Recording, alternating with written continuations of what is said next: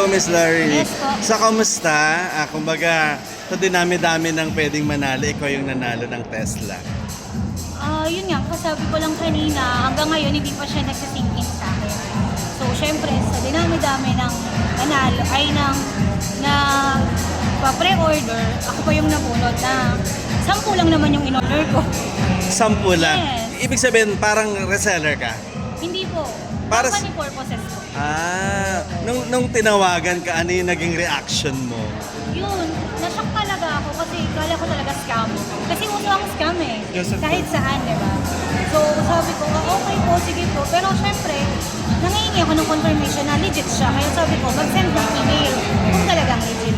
Si Sir Isa naman is maganda kausap. Smooth yung transaction namin, kaya talagang nalaman kung legit. Ano yung ginagawa mo nung time na tinawagan ka niya? Nasa office. Nasa office ka that time? Nasa office hours. Tapos, anong gagawin mo sa napanalunan mo? So ngayon hindi ko pa alam. Kasi nga hindi siya nagsisink in pa. So parang nandun pa ako sa alapaap ba? Nabanggit mo na ba sa family mo na you won the truck? Yes. And Ano reaction how did they nila? feel? Siyempre nagulat din. Kung bakit sa dinami-dami ako pa, di ba? Pero siyempre blessed. Kasi yun nga sa dinami-dami, ako yung nabunod. Nag-search ka ba kung magkano yung amount, kung gaano kamahal yung ganitong Ballpark klase? figure, ganun. Hindi pa.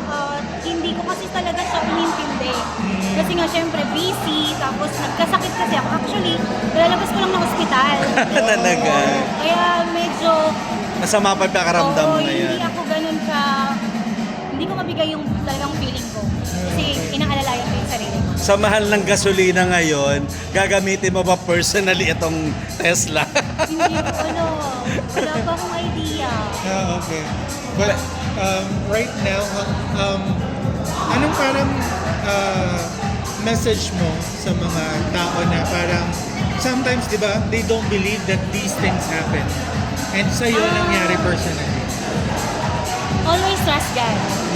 Lahat yan may purpose. Hindi naman porque hindi ka nanalo is wala ng purpose. Malay mo, susunod kayo na. Di ba? Kasi ako hindi ko naman expect eh. So, lahat to may dahilan kung bakit nangyari. Ikaw ba nakakapag-drive? Nagda-drive ka ba o may sasakyan ka? Wala. Wala ka rin sasakyan person. So first car mo to. Kaya hindi ko talaga alam kung anong gagawin sa kanya. Are you willing to na matuto mag-drive para lang ma-drive mo personally yung Tesla mo? Siguro, soon, kapag Malakas ba yung loob mo kung sakali na mag-drive? hindi ko pa alam eh. Pero sa family mo, merong marunong mag-drive Yes, na meron. yan. So, you've talked to them na they could probably do that Yes. instead. Tapos tawag dito, kumbaga ngayong may Tesla ka, kumbaga ano yung message mo lang sa Honor Philippines na ikaw yung binigyan ng pagkakataon na magkaroon ng ganito? Yun, salamat at saka sana marami pang ganitong pagkakataon. Saka yun nga sabi ko kanina sa lahat ng smartphone na brand, sila lang nakagawa ng ganito. Saan mo pala nabili yung unit? Around Novaliches lang. Sa Novaliches, sa mall din. Sa mall. Hindi, shop lang siya. Oh, alright. Tapos yung, what can you say about the performance ng Honor X90? Yung durability niya talagang matibay. Yung battery lifespan talagang maganda. Wala kang masasabi. Talagang pangmatagalan. Talagang kasi affordable yung price. Was that the reason why you bought it in the first place? Hindi. Actually, pang company yan eh. Okay. Pang company talaga.